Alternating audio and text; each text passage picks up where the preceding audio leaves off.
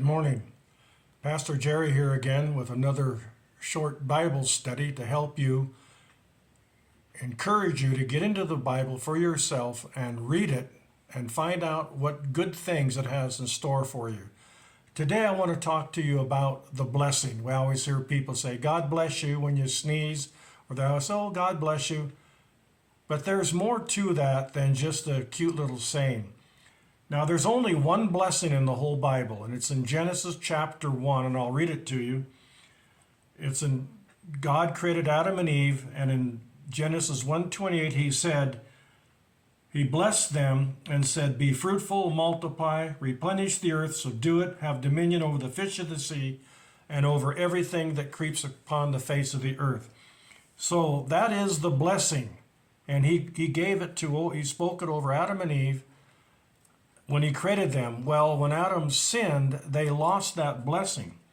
And so many years later, in fact, it was 2,100 years later, God finds a man named Abram, and he comes and offers him the blessing. And he says to Abraham, get out of your country and your father's house. So in other words, if God was going to bless Abraham was going to have to obey God. And then here's what the promise is: if you obey me, he said, I will make you a great nation. I will bless you and make your name great, and you shall be a blessing.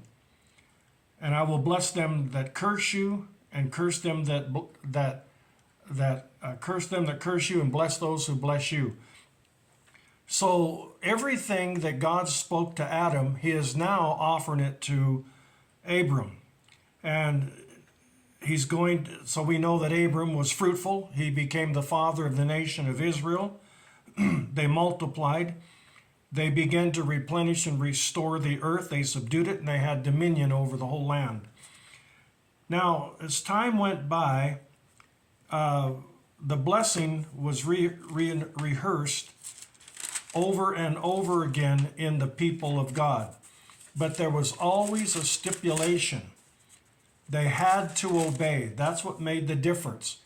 God says, if you will obey me, then I can bless you. If you obey me, that means you're my servant, and I have a right to bless you.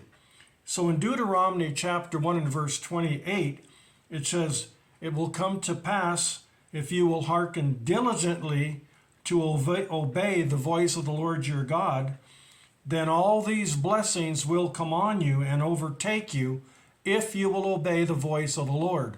Now, when you read this list of blessings, you're blessed in the city, blessed in the country. You're the head, not the tail. He'll bless your wallet, your checkbook, your savings account, your retirement account.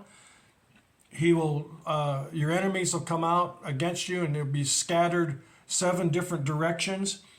It'd be a good opportunity for you to read these blessings and find out what God has in store for you if you're willing to obey all the things that he has given you to do. And it's easy. Obeying God is very simple. If you're committed, then obeying him is very easy. Now, in Psalm chapter 5 and verse 12, it says, God will bless the righteous. With favor will he compass him as with a shield. So God is going to bless the righteous. Now, the righteous simply in the Old Testament was simply people who were dedicated to obeying the Lord. And so God said he would bless them with favor. Now, the favor of God is pleasant surprises. I see the favor of God all the time. And when God does a favor for me, I'm always quick to acknowledge that he did it, and I thank him. And he's always showing us favor. He just does favor for us all the time. One time I was believing for a real motorcycle, a Harley Davidson, and a man walked up to me and handed me $1,000 and said, this is for the purchase of your new bike. And that just went on all the time. People were giving me things, and it's the favor of God. So the blessing has been announced in Genesis, and God has not changed his mind. And if you're willing to obey the Lord and sell out to him, then that blessing will be a part of your life every day. So, in closing, this is the title of my message this morning, was the blessing.